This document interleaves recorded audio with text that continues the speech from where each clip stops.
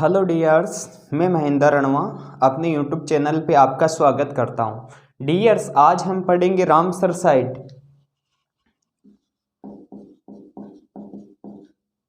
Ramsar site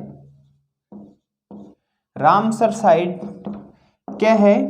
तो Ramsar site जो भी आर्द्र भूमियाँ थी, नम भूमियाँ थी झीलों के आसपास की, ठीक है, उनको संरक्षित करने के लिए सन 1971 में ईरान के रामसर में एक कन्वेंशन हुआ था, समझौता। उनमें ये डिसाइड किया गया कि पूरे संसार की जो भी नम स्थल है, ठीक है, उनको संरक्षित किया जाए। जिस प्रकार आपने हॉटस्पॉट का नाम सुना होगा, अभयारण्य का नाम सुना होगा, उसी प्रकार वहाँ रहने वाले जीव जंतुओं को संरक्षित करने के लिए रामसर कन्वेंशन हुआ। और उन कन्वेंशन में मतलब बहुत ज़्यादा देशों ने पार्टिसिपेट किया और अपना देश भारत ने भी 1 अक्टूबर 1981 को उस पर हस्ताक्षर कर दिए। ठीक है, 1 फरवरी 1981 को हस्ताक्षर कर दिए। तो रामसर साइट क्या है? वर्तमान में इनकी संख्या भारत में 49 है। ठीक है, ये समझौता हुआ कब? ये कन्वेंशन हुआ कब? तो समझौता हुआ था ये 2 फरवरी 1971 को एक समझौता हुआ था ईरान के रामसर में। कहाँ हुआ था? ईरान के रामसर में। रामसर शहर है ईरान में। ईरान के रामसर में एक समझौता हुआ। उस समझौता के तहत जो भी नम भूमियां थी उनको संरक्षित करने के लिए उन नम भूमियों की 2 शर्तें रखी गई मुख्यतः। पहली शर्त ये थी कि वो क्या हो? नम, आर्द्र, या जिसे हम इंग्लिश में कहेंगे वेटलैंड। ठीक है, वेटलैंड हो और वो कम से कम 8 महीने तक हो। अधिकतम 12 महीने हो सकती है, लेकिन कम से कम कितनी हो? 8 महीने तक हो।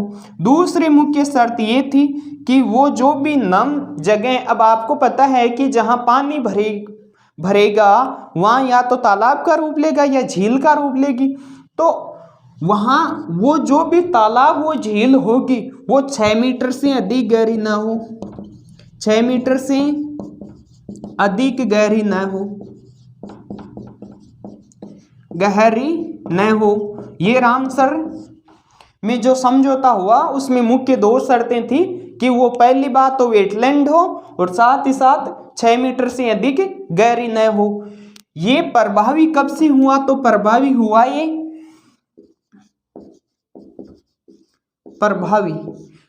हुआ 21 दिसंबर 1975 से। ठीक है, 21 दिसंबर 1975 से ये प्रभावी हुआ। और इनके बाद में 1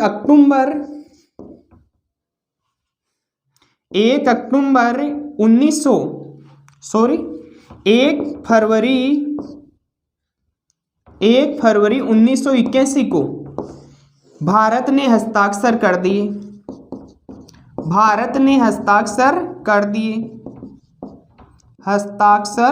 दिए। ठीक है, तो भारत इसका मेंबर कब बना? 1 फरवरी 1981 को भारत मेंबर बना इसका। साथ ही साथ साइन करते ही भारत की मतलब 2 साइटें इन्होंने सबसे पहले नामित की। और उन दोनों साइटों में एक तो थी हमारी केवलादेव राष्ट्रीय घनापक्षी विहार है भरतपुर वाला, और एक उड़ीसा की चिल्का लेक। ठीक है, तो भारत इसका पार्ट मतलब ज्वाइन कब किया इन्होंने? 1 फरवरी 1981 को। अब देखो, हम रामसर दिवस कब मनाया जाता है? तो रामसर दिवस मनाया जाता है 2 फरवरी को। 2 फरवरी को क्यों मनाया जाता है? क्योंकि ये कन्वेंशन हुआ, ये 2 फरवरी को हुआ, इसलिए रामसर दिवस कब मनाया जाता है? 2 फरवरी को। रामसर है ईरान की एक सिटी का नाम है। ठीक है, और रामसर साइटें किसने घोषित करेंगे? जो नम हो, ठीक है, अर्थात वेटलैंड हो, साथ ही साथ वो 6 मीटर से अधिक गहरी न हो, कम से कम 8 महीने तक वो नम या आर्द्र भूमि होनी चाहिए। ठीक है, आई होप आपको इनके बारे में समझ में आया होगा। ठीक है, बढ़ते आगे की ओर। वर्तमान में भारत में कितनी रामसर साइट है? तो वर्तमान में 49 रामसर साइट है। ठीक है,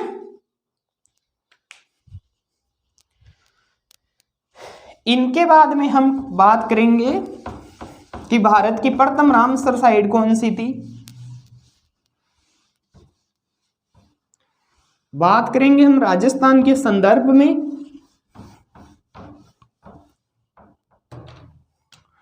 बात किसके संदर्भ में करेंगे हम? राजस्थान के संदर्भ में। राजस्थान के संदर्भ में भारत रामसर कन्वेंशन जो सूची थी या फाइल थी उन पे हस्ताक्षर कब किया? भारत ने 1 फरवरी 1981 को। और भारत की प्रथम रामसर साइट जिसे हम राजस्थान के संदर्भ में पढ़ेंगे, केवलादेव घनापक्षी विहार।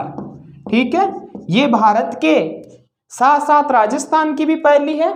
इनके साथ और कौन सी साइट नामित हुई? तो सांबर झील। ठीक है, सांबर झील। इनको दर्जा कब मिला? तो इनको दर्जा मिला 1 अक्टूबर 1981 को। ठीक है ना, दोनों को एक साथ ही मिला, केवलादेव घनापक्षी विहार एंड सांबर लेक को। इनके संदर्भ में बात करें तो इनका क्षेत्रफल है 28.73 किमी। ठीक है, 28.73 किमी स्क्वायर, क्योंकि क्षेत्रफल हमेशा किस में होता है? स्क्वायर में। हमेशा गुणा होता है क्षेत्रफल, तब स्क्वायर में आ जाएगा। ये एक राष्ट्रीय उद्यान है। राष्ट्रीय उद्यान का दर्जा इन्हें कब मिला? तो 1981 में। अभयारण्य का दर्जा कब मिला इन्हें? अभयारण्य का दर्जा मिला इन्हें 1956 में। 1956 में। एशिया में पक्षियों का स्वर्ग कहलाती है ये। ठीक है, केवलादेव राष्ट्रीय उद्यान क्या है? एशिया में पक्षियों का स्वर्ग कहलाती है। पक्षियों का स्वर्ग कहलाती है। ठीक है, एशिया में पक्षियों का स्वर्ग कहलाती है। यहाँ पे एक घास पाई जाती है, घास का नाम है पेचा घास। इसे पक्षियों का नर्ग कहते हैं। पक्षियों का नर्ग कहते हैं। पक्षियों का नर्ग कहते हैं। अब क्यों कहते हैं नर्ग? क्योंकि यहाँ पे पक्षियों के पैर इसमें फंस जाते हैं जब पक्षी बैठते हैं, और फिर फंसने के बाद ये क्या आपस में गूंथ टाइप, मतलब आटे खा जाती है पैरों के। तो इस कारण पक्षियों के पैर फंस जाते हैं, और पक्षी फंसने के कारण वो वहीं पे तड़प के उनकी मौत हो जाती है। इसलिए इन्हें क्या कहते हैं? पक्षियों का नर्क कहते हैं। ठीक है, आई होप आपको समझ में आया होगा। इस साइड में एक बांध है, अजान बांध है वो गंभीरी और बाणगंगा नदी पे बना हुआ है, और इन्हीं की सहायता से इस अभयारण्य में जो जलापूर्ति होती है वो अजान बांध की सहायता से होती है। और बाणगंगा जिसे हम अर्जुन की गंगा भी कहते हैं, और साथ ही साथ गंभीरी नदी पर अजान बांध बंधा हुआ है, इनमें जलापूर्ति होती। आई होप आपको ये बातें समझ में आई होगी। ठीक है, चलते हैं आगे की ओर। केवलादेव को पक्षियों का स्वर्ग क्यों कहा जाता है? आपकी जानकारी के लिए बता दूं, एक साइबेरिया से एक पक्षी आता है, पक्षी का नाम है साइबेरियन सारस। ठीक है, वो जैसे ही वहां सर्दी बढ़ने लगती है तो सर्दी बढ़ने के साथ वो आ जाता है राजस्थान के कौन से अभयारण्य में? केवलादेव घनापक्षी अभयारण्य में। ये क्वेश्चन नीट में भी पूछा हुआ था, जो मेडिकल का टेस्ट होता है उसमें, कि जिस प्रकार से एक साइबेरियन सारस साइबेरिया से चलकर केवलादेव आती है, उसी प्रकार एक व्यक्ति जैसलमेर से भारत के कौन से क्षेत्र में जाएगा? तो ऑप्शन में था हिमालय क्षेत्र, उत्तरी पूर्वी पर्वतीय क्षेत्र, मालवा का पठार, ऐसे ऑप्शन था। तो कहाँ पे आती है वो? केवलादेव घनापक्षी विहार। इनका क्षेत्रफल कितना है? 28.73 किमी स्क्वायर इनका क्षेत्रफल है। आई होप आपको इनके बारे में समझ में आया होगा। आगे की ओर बढ़ते हैं। अगले हमारे रामसर साइड है सांबर लेक।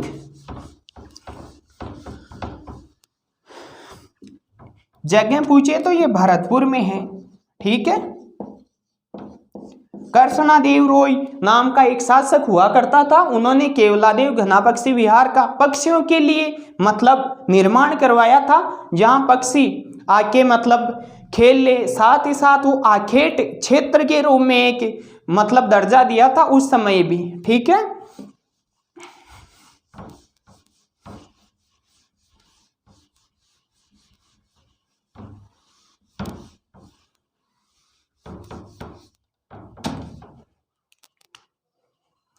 अब 2 नंबर पे बात करेंगे हम सांबर झील।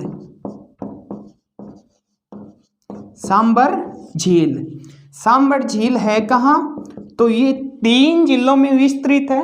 सबसे ज्यादा है जयपुर में, उनके बाद में है अजमेर में, और सबसे कम है नागौर में, ठीक है। इनका एरिया पूछे तो एरिया है 240 किमी स्क्वायर, ठीक है। ये नमक के लिए विश्व प्रसिद्ध है, नमक के लिए विश्व प्रसिद्ध है, विश्व प्रसिद्ध है। साथ ही साथ पक्षियों के लिए भी ये प्रसिद्ध है, पक्षियों के लिए प्रसिद्ध है। यहाँ पे एक जीव पाया जाता है, जीव का नाम है श्रू, ठीक है। श्रू, इसको हम कहते हैं छछूंदर। छछूंदर, छछूंदर क्या है? जो अंतरिक्ष में अंतरिक्ष यात्री जाते, यदि वो एक छछूंदर को एक बार खा लिया तो लगभग 20 से 3 महीनों तक वो भूखा रह सकते, इतनी एनर्जी होती है छछूंदर में। इनको दर्जा कब मिला? तो इनको दर्जा मिला 23 मार्च 1990 को। ये रामसर साइड बनी, राजस्थान की दूसरी और अंतिम। आई होप आप इनके बारे में समझ चुके होंगे। सांबर झील है, जयपुर, अजमेर और नागौर में है। 240 किमी एरिया में ये विस्तृत है। नमक के लिए विश्व प्रसिद्ध है, पक्षियों के लिए भी प्रसिद्ध है। और यहाँ पे एक जीव पाया जाता है छछूंदर। छछूंदर या जिसे हम कहते हैं श्रू, जो अंतरिक्ष यात्री जाते हैं अंतरिक्ष में, उनके काम में आता है, क्योंकि इनमें प्रोटीन बहुत ज्यादा मात्रा में पाई जाती है। इसी कारण यदि कोई व्यक्ति अंतरिक्ष में जाएगा, वो एक छछूंदर को एक बार में खा लिया तो प्रोटीन से धीरे धीरे ऊर्जा मिलती रहेगी, और जो पूर्ति है खाने की वो करती रहेगी। आई होप आपको इस वीडियो में दोनों रामसर साइट के बारे में समझ में आया होगा। यदि समझ में आए तो वीडियो को लाइक, शेयर एंड सब्सक्राइब करना ना भूलें। मिलेंगे अगले वीडियो में। जय हिंद।